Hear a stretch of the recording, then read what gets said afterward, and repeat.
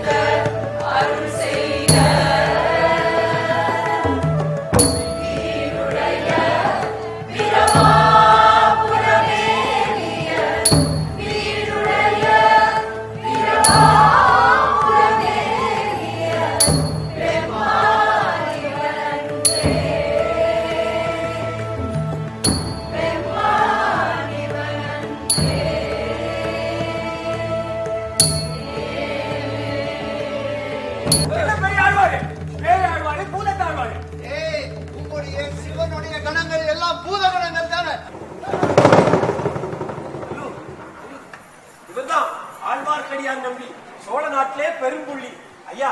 நாங்க திருவத்தியூர்ல இருந்து வரோம். தஞ்சாவூருக்கு போய் சுந்தர சோழ மகாராஜாவை சந்திச்சு அவர் முன்னிலையில கூத்தாடும் போது ஆசையா இருக்கியா. நீங்க தான் உதவி பண்ணணும். சரி, முதல்ல இந்த வீரநாராயண ஏரியில போய் 3 முழுக்கு போட்டு இந்த பாவ சின்னங்களை எல்லாம் அழிச்சுட்டு வாங்க. அப்புறமா தஞ்சைக்கு போகும்போது சேர்த்துக்கலாம். வல்லவரை வந்தியத்தேன். வல்லவரன் என்பது என் பட்டம்.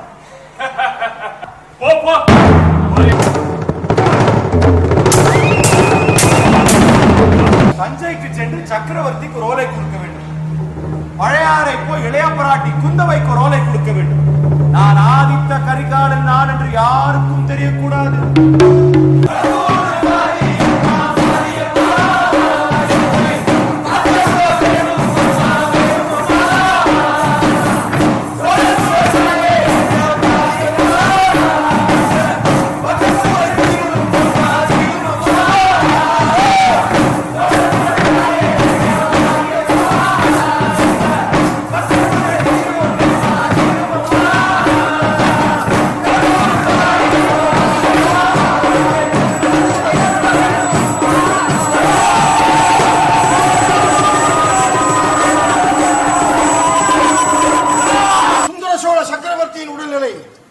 மிக கவலைக்கிடமாக இருக்கிறது. மக்கள் நலனில் அக்கறையற்ற இது போன்ற இளவரசர்களால் தஞ்சையின் தனபொக்கிஷம் குறைந்து கொண்டே வருகிறது.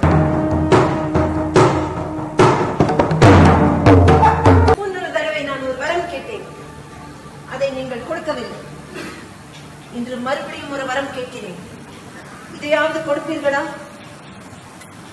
வரம்? நானும் என் தந்தையிடம் ஒரு வரம் கேட்டேன். வீரபாண்டியனை வீழ்த்தி வெற்றி பரிசாக உன்னை கேட்கலாம் என்றிருந்தேன். அன்றைக்கு நீ வீரபாண்டியன் அருகில் இருந்ததும் அவன் உயிருக்காக மன்றாடியதும் ரத்தினி நான் என்ன செய்தேன் என்று எனக்கு தெரியாது. யாராவது ராஜாங்க விஷயங்களை பற்றி பேசினால் காதில் கேட்டு வைத்துக் கொள்ள வேண்டும். நம்பி, உண்மையை சொல்லுங்கள்.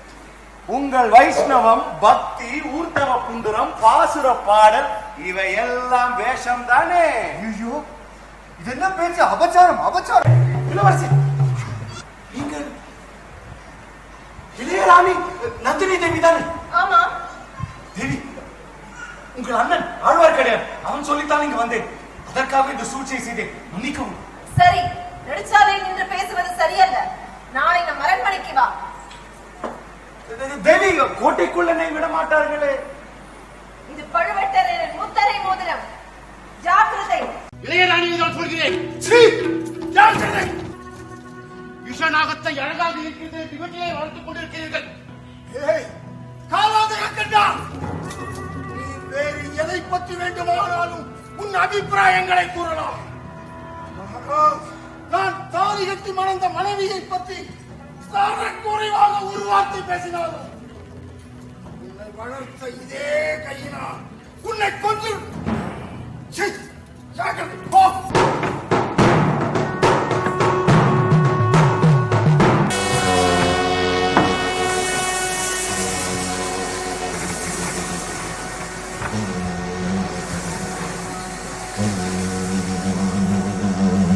வருகிறார் தாயே, வருகிறார். இதோ வந்து கொண்டே இருக்கிறார்.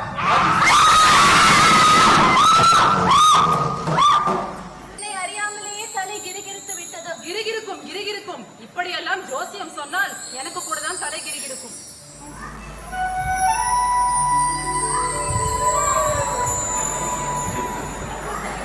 தங்களால் இலங்கைக்கு செல்ல முடியுமா? தேவி, நீங்கள் சொன்னால் அந்த தேவலோகத்துக்கு கூட போய் வருவேன். நன்றி. இந்தாருங்கள். பிறகு சந்திப்போம். பிறகு சந்திப்போம் என்று சொல்வது அவ்வளவு பொருத்தமாக இல்லை. ஏன்? பிரிந்தால் அல்லவா மறுபடியும் சந்திப்பதற்கு.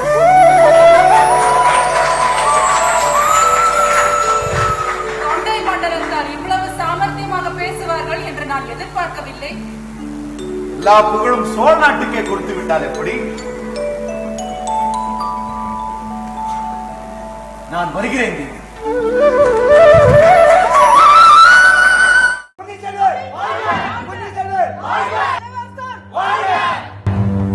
நீங்கள் புத்த பிட்சுக்கள் மீது குற்றம் சுமத்துவது தவறு. என்னுடைய வேண்டுகோளுக்காகவே புத்த பிட்சுக்கள் என்னை புத்த விஹாரத்தில் வைத்திருந்தார்கள். தஞ்சையில் சக்கரவர்த்திக்கு உடல் நலமில்லை. நான் உடனே அங்கு சென்றாக வேண்டும். நீங்கள் எல்லோரும் கலைந்து செல்லுங்கள்.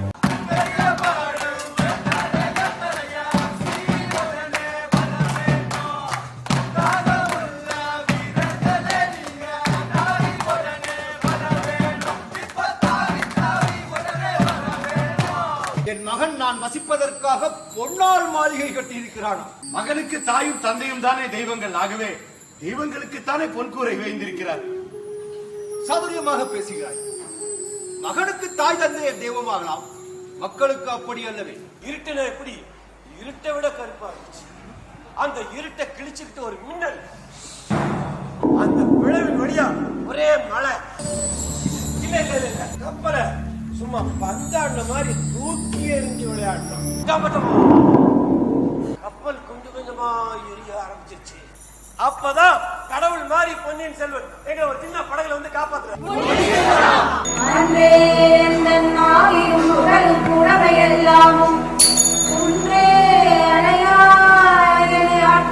போதே கொண்டிலையோ இன்று ஓரிடையூர் எனக்குண்டோ இருந்தோள் கன்யம்மானே. நன்றே செய்வாய் பிழை செய்வாய், நானும் இதற்கு நாயகமே.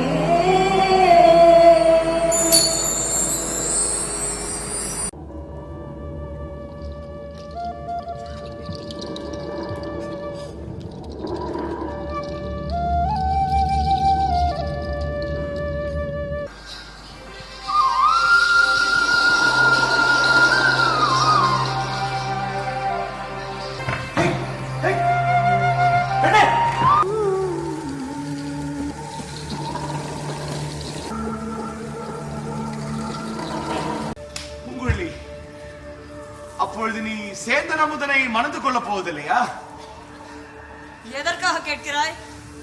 இல்லை, சேந்தன் அமுதன் என் நண்பன். அவனுக்கு எதிராக நான் ஒன்றும் செய்யக்கூடாது. ஒருவேளை அவன் உன் காதலன் இல்லை என்றால் சொல்லு சொல்லு.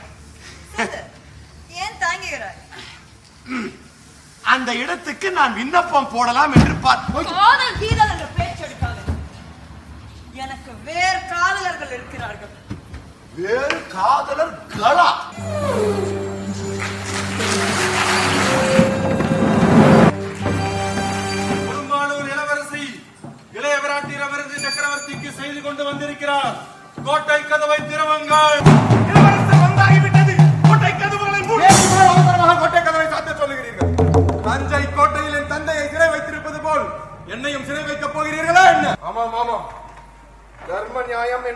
ஒன்று இருக்கத்தான் செய்கிறது.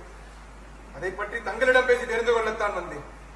பாட்டா, கடம்பூர் மாமா, 3 வருடங்களுக்கு முன் என் தந்தை என்னை சோழ சாம்ராஜ்யத்தின் பட்டத்து இளவரசனாக்கினார். அதற்கு நீங்கள் எல்லோரும் சம்மதம் தெரிவித்தீர்கள். இப்பொழுது சக்கரவர்த்தி தன் அபிப்பிராயத்தை மாற்றிக் கொண்டிருப்பதாக தெரிகிறது. நீ கெட்டிக்காரன் தான், ஆனால் பெண்களின் இயல்பு அறியாத அப்பாவை பிள்ளை. நந்தினிக்கு அவன் சுந்தர சோழரின் மகள் என்பது தெரிந்தால் அவனின் குரோதம் 1க்கு 100 மடங்காகும். சோழ சாம்ராஜ்யத்தின் சக்கரவர்த்தினியாக அவனுக்கு முடிசூட்டுவதாக சொன்னாலும் அவனின் கோபம் தீராது. நந்தினியின் கோபத்தை யாராலும் தடுக்க முடியாது. சோழ சாம்ராஜ்யத்தை காப்பாற்ற வேண்டுமானால்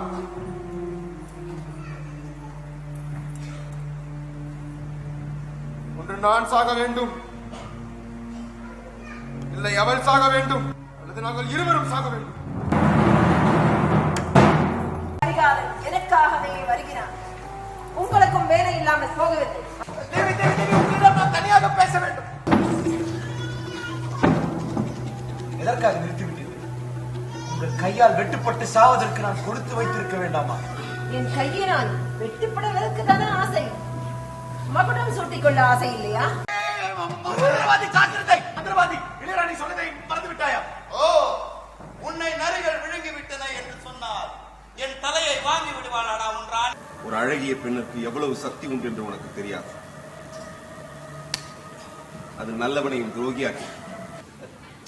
சந்திரனுடைய ஒளியை சக்கரவர்த்திகளும் பார்த்து அனுபவிக்கிறார்கள், ஏழைகளும் அனுபவிக்கிறார்கள். அவர்களை யார் தடுக்க முடியும்?